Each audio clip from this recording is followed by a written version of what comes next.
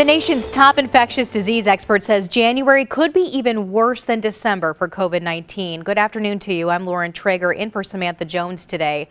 Dr. Anthony Fauci says despite vaccinations, we have to act now.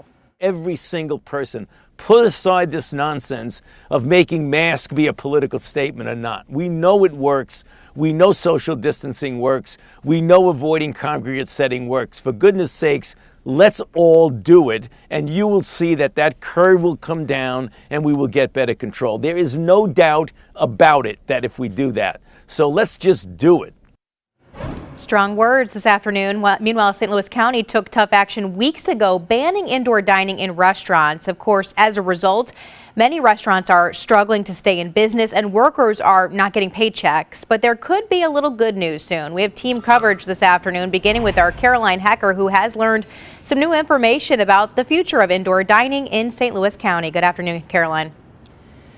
Well, hi. It's certainly welcome news for many of these restaurant owners across the county, with the news from Dr. Sam Page's office coming down today that tomorrow morning during his briefing, he will unveil his plans for reopening protocol for indoor dining. The plan, his office says, to allow indoor dining to begin this coming Monday. And the owners I talked to today say even a return to 25% capacity in their dining rooms would be a huge help to their bottom line. Joe Bocardi's restaurant has several locations around the county, including in Eureka. I stopped by that location today. The owner says they are very grateful to that community for helping keep their carry-out business alive, although he does admit it's always been quite strong with things like pizzas and salads on their menu. But even with that good carry-out business, he says their indoor dining room accounts for about 75% of their revenue, and they are very eager to welcome customers back inside.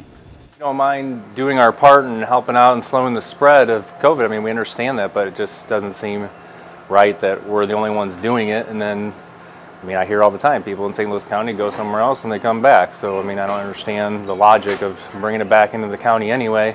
If we're going to do this, I think it needs to be a unified effort, and it doesn't seem like it's happening that way.